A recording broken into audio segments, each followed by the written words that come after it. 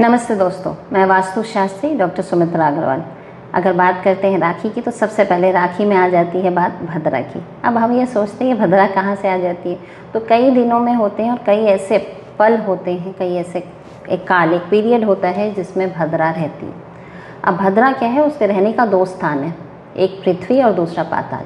जब वो पृथ्वी पर रहती है तब हम उसे बोलते हैं कि समय सही नहीं है, इस टाइम कोई शुभ काम नहीं हो सकता। और जब ये पाताल में रहती है तब पृथ्वी पे किए गए कर्मों के लिए ये एक अच्छा और शुभ मुहूर्त माना जाता है, यह शुभ समय माना जाता है। पंचांग की बात करें तो पंचांग के 5 अंग हैं। सबसे पहले अगर आप बात करें पंचांग की तो इसमें सबसे इम्पॉर्टेंट होता है दिन, वार जिसको बोलते हैं वार, तिथि, नक्षत्र, योग और कर्ण। तो इन 5 चीज़ों पर निर्धारित होता है पंचांग। इससे ही निर्धारित होता है कि भद्रा कब होगा और कब नहीं होगा और कितने समय का होगा। तो अगर बात करते हैं रक्षाबंधन की, तो रक्षाबंधन होती है श्रावण की पूर्णमासी को, तो उस दिन पूर्णिमा रहती है। तो पूर्णिमा के दिन जब भद्रा आती है उस समय हम रक्षाबंधन नहीं कर सकते, राखी नहीं बांध सकते, क्योंकि अगर ज्योतिष पक्षों से बात करें तो इसको विशेष इस अवधि को माना जाता है कि इस समय अशुभता का वास रहता है, तो कोई भी शुभ कार्य को हम नहीं कर सकते। इस समय ना हम नया घर खरीद सकते हैं, ना हम नामकरण कर सकते हैं, ना ही हम यात्रा को शुरू कर सकते हैं। तो ये सारी चीज़ें वर्जित रहती है भद्रा के समय में। अब बात करते हैं कि इस बार रक्षाबंधन में बड़े बड़े योग बन रहे हैं, सर्वार्थ सिद्धि योग बन रहे हैं, रवि योग बन रहा है, और अगर बात करें कुछ खास और योग की, जैसे राजपंचक योग भी बन रहा है इस समय, और ये पूर्णिमा का दिन भी है उस दिन, तो उस दिन सावन पूर्णिमा भी है, तो इन सौभाग्य योग भी है। तो इन सब योगों के फल को काफ़ी हद तक भद्रा ने कम कर दिया। अब बात करेंगे राखी कब बांधे, तो ऑलमोस्ट 1:29 तक दोपहर में 19 तारीख को 1:29 दोपहर तक में भद्रा है, तो 1:32 के बाद से आप राखी बांध सकते हैं। और कोशिश करें रात में 7 सवा 7 के बीच में राखी को कंप्लीट कर ले, उसके बाद नहीं बांधें।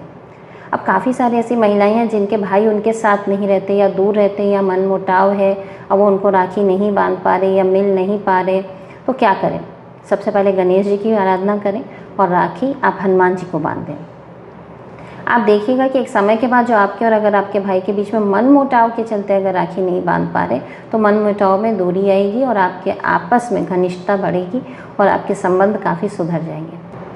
अब बात करते हैं राशियों की। राशियों के हिसाब से गिफ्ट भी होते हैं और राखियों के रंग भी होते हैं। अगर बात करूँ मेष राशि की, तो मेष राशि का अगर आपका भाई है तो लाल रंग की राखी बांध दें, वृष है तो सफ़ेद रंग की बांधें, मिथुन है तो हरे रंग की बांधें, कर्क है तो सफ़ेद रंग की बांधें, सिंह है तो लाल पीले रंग की बांधें, कन्या है तो ग्रीन कलर की, डार्क ग्रीन कलर की राखी बांधें, तुला है तो सफ़ेद और लाइट येलो कलर की बांधें, वृश्चिक है तो रेड या मैरून कलर की बांधें, धनु है तो पीले रंग की राखी बांधें, मकर है तो काले रंग की बांधें, कुंभ है तो भी काले रंग की बांधें, और अगर मीन है तो पीले रंग की राखी बांधें।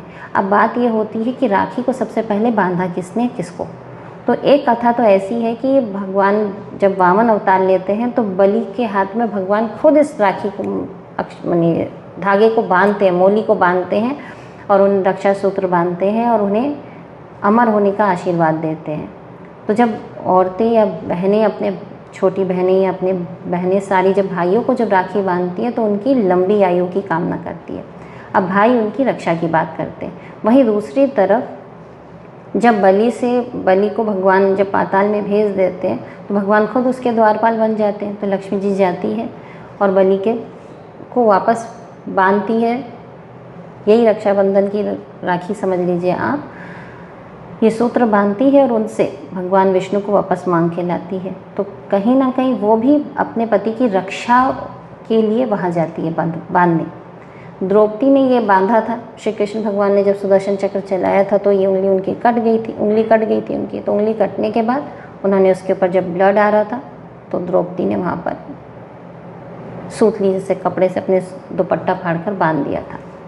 तो द्रौपदी ने वहाँ बांधा और भगवान ने उसकी रक्षा करने की आशीर्वाद दिया। तो वही रक्षा आप देख पाते हैं कि बाद में जब पांडव हार जाते कौरवों से चौपड़ पासा में, तब आते हैं भगवान द्रौपदी की लाज बचाने के लिए आते हैं और वो आशीर्वाद देते हैं और वहाँ से वस्त्र आते जाते हैं। और दुशासन एक समय के बाद थक जाते हैं, क्यों तो साड़ी बढ़ती ही जा रही है। तो वहीं पे भगवान ने उनकी रक्षा की। अब बात होती है कि हम जब राखी बांध रहे होते हैं तो कैसे बांधें। सबसे पहले थाली लें, उसके अंदर आप नारियल रखें, आप वहाँ पे कुछ मीठा रखें, रोली चावल रखें, उसके अलावा वहाँ पर कुछ दिया तो ज़रूर जला दें और वो घी का दिया होना चाहिए। एक नारियल रखेंगे, उस नारियल पे भी तिलक लगाएंगे और उस पर भी 3 राउंड आप मोली का बांधेंगे और 3 बार गांठ लगाएंगे। ये 3 बार राउंड करने से हम 3 देव और 3 बार गांठ बांधने से हम 3 देवियाँ, तो हम इन 6 को साध रहे होते हैं कि वो हमारे जीवन में हमेशा ऑस्पिशियस रिजल्ट्स लाएं। अब बात होती है जब आप राखी जब बांधते हैं अपने भाई को, तो उनके हाथ में खुला हाथ ना रखें, उनके हाथ में थोड़ा सा अक्षत दे दें, थोड़ा सा भाई एक सिक्का रख लेंगे हाथ में। और अगर आपका भाई अगर अनमैरिड गर्ल को अगर आप बांध रहे हैं तो भी दाहिने हाथ में होगा, और भाई को बांध रहे हैं तो भी दाहिने हाथ में होगा। अगर आप भाभी को बांध रहे हैं या मैरिड किसी लड़की को बांध रहे हैं तो लेफ़्ट हैंड में होगा, बांधा जाएगा। या अगर आप लुम्बा पहना रहे हैं अपनी भाभी को तो वो भी लेफ़्ट हैंड में होगा। सबसे महत्वपूर्ण बात बोलना चाहूँगी, हम रक्षा की बात कर रहे हैं, गिफ्ट्स आदान प्रदान की बात कर रहे हैं, बहुत फ़न एंजॉयमेंट कर रहे हैं। मैं कलकत्ता से हूँ, खुद मैं एक चिकित्सक हूँ, तो मैं आप सबसे एक अनुरोध ज़रूर करना चाहूँगी।